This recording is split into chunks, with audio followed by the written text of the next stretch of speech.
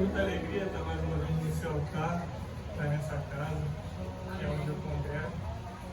Mas eu confesso que a pastora hoje me botou na prova. Pegou desprevenido. Não desprevenido, né? Porque a palavra vai falar que um obreiro tem que estar sempre pronto para a guerra. A gente acordou cedo, no presbítero, no Mário, Alex, fomos para o monte, mas a gente nunca espera descer do monte e ir direto para o altar. Assim. Sim. Glória a Deus, aleluia. Mas Deus falou muito conosco naquele monte hoje. Verdade, Deus. Deus falou bastante, assim como o presbítero já falou sobre Neemias.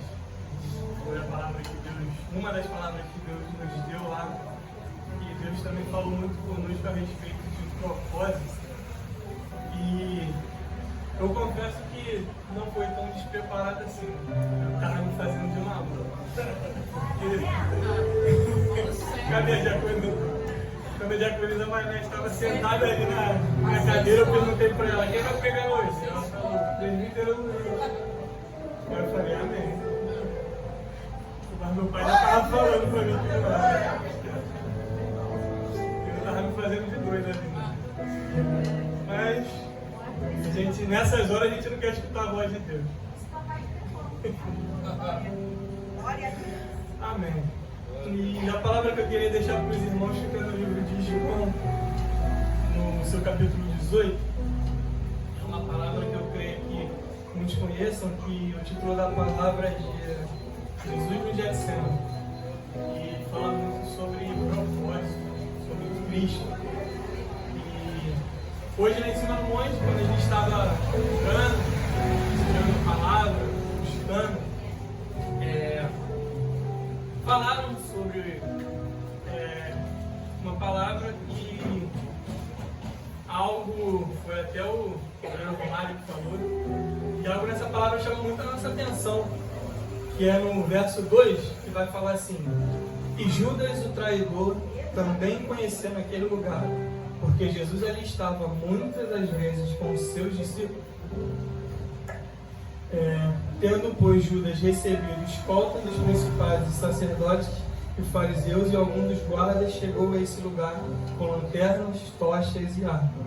Sabendo, pois, Jesus todas as coisas que sobre ele havia de vir, adiantou-se e perguntou: a quem buscais?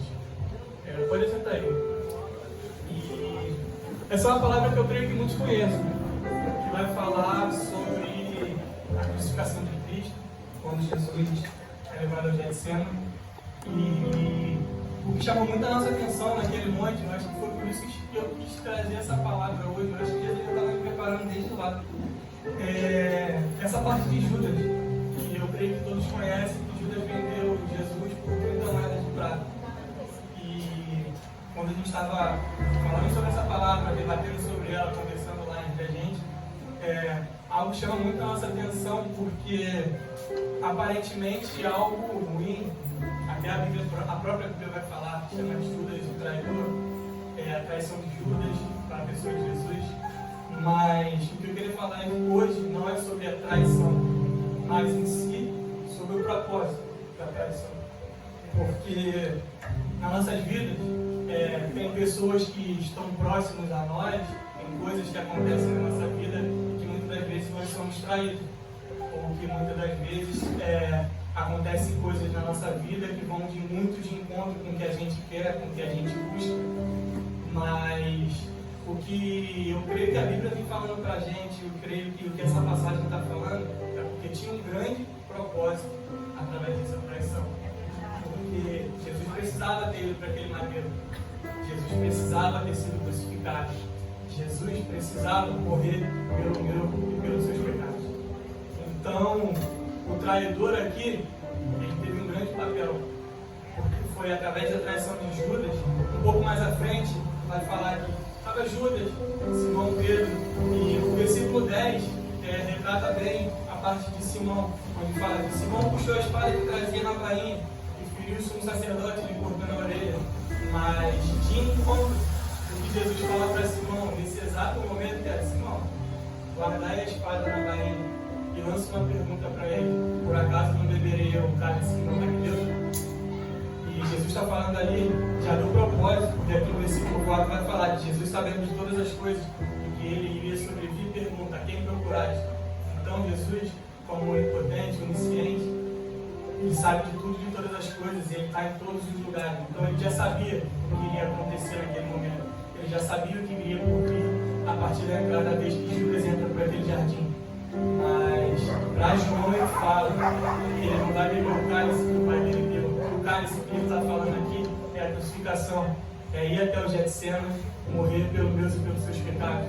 E aqui tem um grande propósito na vida de Cristo, tem um grande propósito nas nossas vidas, porque, como a gente conversou, eu creio que isso iria interferir em muitas das coisas, porque lá na frente foi pelo propósito da crucificação, foi por Cristo ter ido ao madeiro, que lá na frente ele impactou a vida de um homem chamado Saulo, teve uma mudança para um homem que veio se chamar Paulo, para que para ele fosse Jesus. Fez uma grande mudança na vida de Paulo. Paulo teve um grande propósito, que ele era perseguidor e passou a vir a ser perseguido, mas Jesus fez um grande mover na vida de Paulo e ensinou algo muito grande para Paulo, que foi a graça.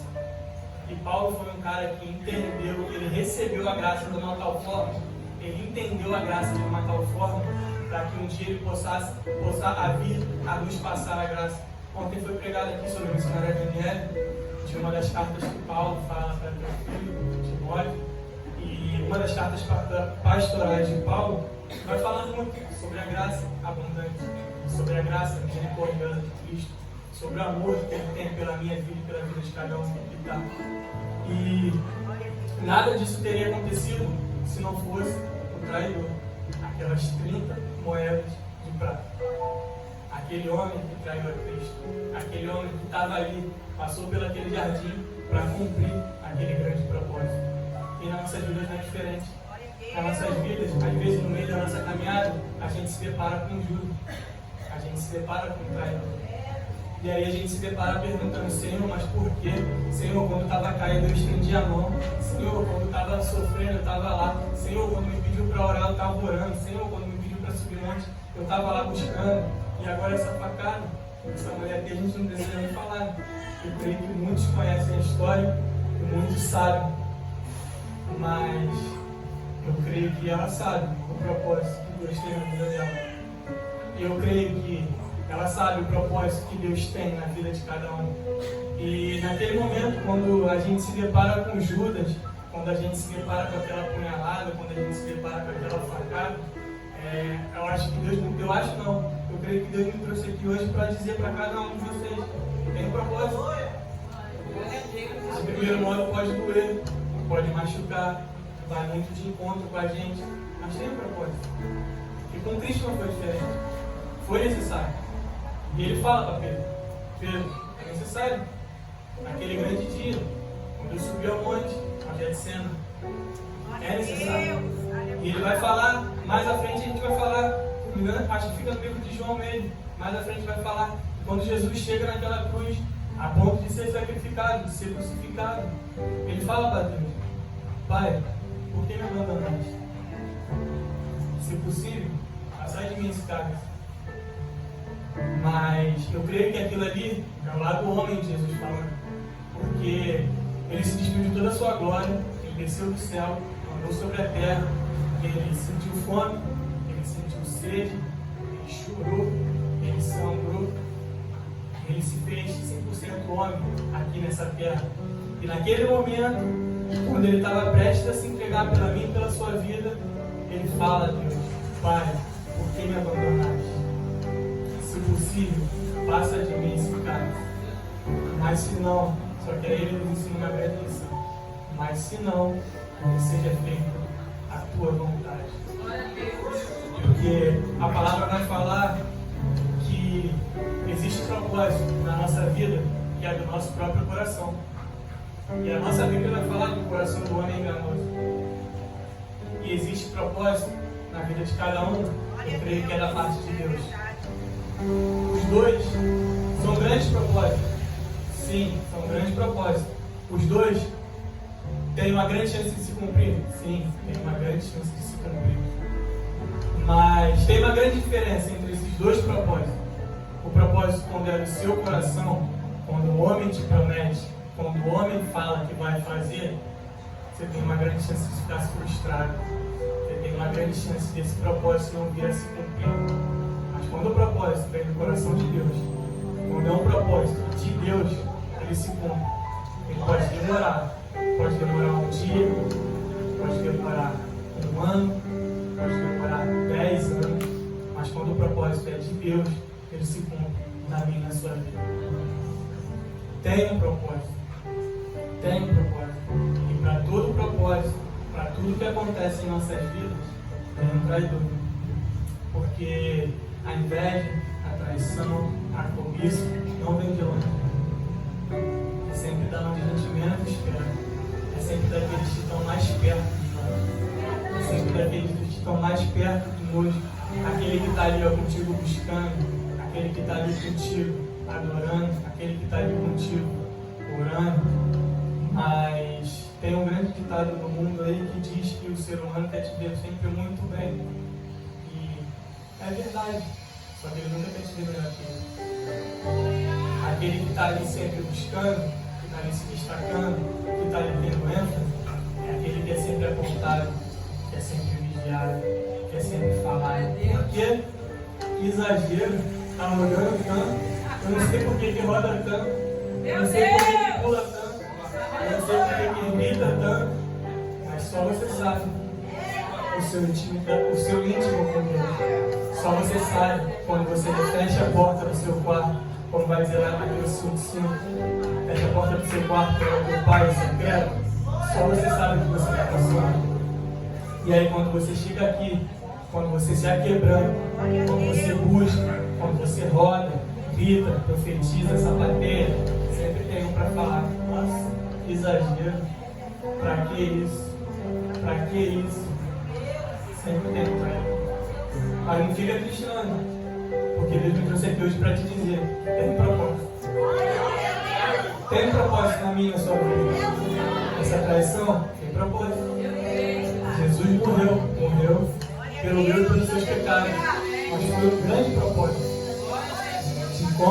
Vai de encontro com o que você quer, vai de encontro com o que você convive, vai de encontro com as suas orações, vai, mas tem um propósito. Assim como essas 30 moedas de prata. Essas 30 moedas de prata representam muita coisa. Judas, o traidor, representa muita coisa. Porque foi através dessa traição que hoje em dia a gente pode estar aqui, buscando e adorando, e agradecendo a glória de Deus. Foi pela graça. Foi pelo favor não merecido, porque a gente não merece. Eu não mereço estar aqui em cima desse altar. Eu não vou falar, eu não vou apontar nome, mas eu creio que cada um sabe de si. Cada um sabe o quanto é pecador, o quanto é falho. E se não fosse a graça, eu não merecia estar aqui. Quem me conhece sabe que eu outrora, uma hora dessa, no domingo de manhã, eu estava com a cara cheia de cachaça. Louco de maconha, drogado por aí, que é um milagre, escuro da vida, só que Deus está aqui.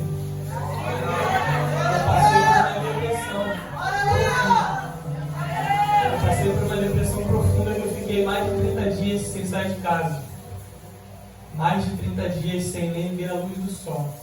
Eu não queria sair da minha casa, eu botei um pano na frente da minha janela porque eu não queria ver nem a luz do sol.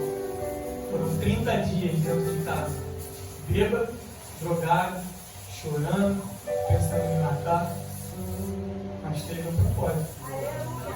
Teve um grande dia que eu saí da minha casa, onde eu morava na Rocinha, e falei: eu vou para casa da minha sogra, não quero mais ficar aqui. E eu vim. Cheguei aqui, fiquei um dia, 2, para quem não sabe, minha sogra me ensina carro, 3, e aí fiquei uma semana, um mês. E falava para a Juliana: eu não quero mais voltar para aquele lugar, eu não quero mais voltar a fazer aquilo que eu fazia, eu não sei porquê, mas eu não quero mais voltar para você, eu quero ficar aqui. Tá maluco? Como é que eu vou falar isso para minha mãe? O que eu vou fazer com ela? Eu falei: não sei, dá um jeito, mas eu não quero mais ficar naquele lugar. E sabendo, teve um dia que eu estava conversando com a mulher e ela falou: tá bom, vou resolver isso hoje. Chamou a mãe dela e falou, mãe, eu queria conversar contigo. Ela falou que você pode ficar um dia aqui, você não pode ficar. E ela olhou pra mim e falou assim, Juliana, Deus já falou comigo. Ele vai ficar aqui o tempo que ele quiser. Porque Deus já falou comigo. Eu orei para que Deus tirasse da sua vida. Eu falei que não era homem para minha filha.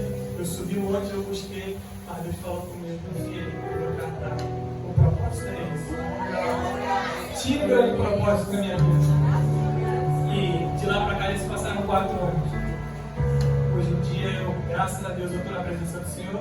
Eu não vou estender muito o meu testemunho, mas é uma pequena parte do meu testemunho. De lá pra cá eles passaram 4 anos. Eu fiquei na casa da minha sogra.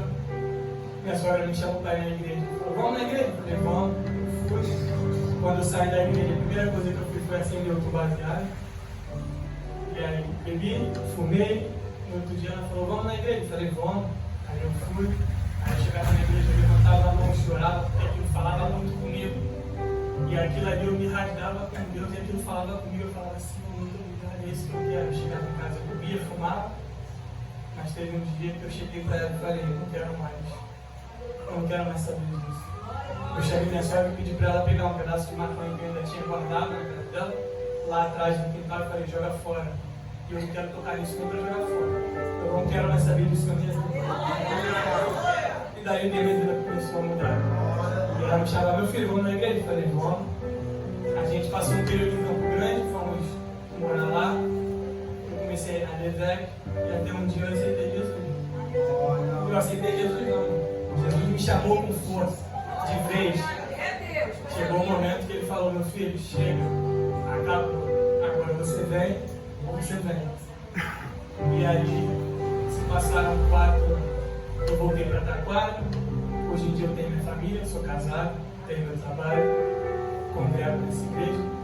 Pela misericórdia, pela graça de Deus, fui levantado na obreira, faço a obra, amo o que eu faço, amo fazer essa comida dos moradores de rua, amo essa igreja, amo essa mulher, cuida de mim. Eu cheguei de um lugar onde tinha milhões de pessoas, não estou falando falar mal de ninguém, de pastor nenhum, mas eu acho que o pastor não sabe nem o meu nome. Então, eu aceitei Jesus, fui nos cultos, comecei a escutar a palavra, escutar louvor, ia buscar. Mas era só isso. Eu chegava em casa e vivia sozinho. Mas graças a Deus, como ele aqui, ó, o propósito do traidor não foi uma traição. Mas graças a Deus, eu tinha uma mulher de Deus orando pela minha vida. Eu chegava em casa, eu tinha um missionário que eu podia correr e falar, olha, o que é isso? Como isso? Por que isso? E me ajudou. E me ensinou a subir monte, me ensinou a orar, me ensinou a buscar. E quando viemos de Campo Grande para cá, paramos aqui nessa mesma igreja. E eu dou graças a Deus pela vida dessa mulher que cuida de mim, pela vida da minha sogra, a missionária Carla, que orou, buscou, pediu a Deus para que tirasse eu da vida da filha dela, mas tinha um propósito. Então, onde a glória de Deus, hoje eu estou aqui, fazendo a obra. Isso aqui, igreja, é algo que mexe muito comigo, me deixa nervoso, porque eu não me sinto digno, eu não me sinto pronto, mas Deus fala comigo. Essas conversas que a gente tem com Deus, eu finjo que eu não escuto. Ele já falou comigo várias vezes. Mas, enquanto a gente pode, a gente vai correndo. Não vai chegar uma hora que ele vai falar, chega, não tem mais jeito. Isso aqui me deixa muito nervoso. Subir em altar, pegar o microfone, é algo que mexe muito comigo. Mas eu creio que tem um propósito na minha vida. E tem um propósito na vida de cada um que está hoje. Eu creio que não foi em vão que você acordou no domingo de manhã e decidiu vir para a igreja. Eu creio que não foi em vão que você acordou no domingo de manhã e falou, podia estar fazendo tantas coisas. Eu podia ter ido no shopping, eu podia ter ido passear, eu podia ter ido numa praia, mas eu vou buscar meu Deus. Eu vou receber mais um dia. Porque tem um propósito na vida de cada um que aqui está hoje. Tem um propósito na vida de cada um que está sentado nessa manhã. Assim como tem na minha vida, tem na vida de cada um. Assim como teve um propósito naquele dia, naquela cruz, para que pudesse morrer o Cordeiro Santo, limpar o pecado do mundo, para que hoje a gente pudesse estar sentado aqui. Irmão, eu vou ficar por aqui porque foi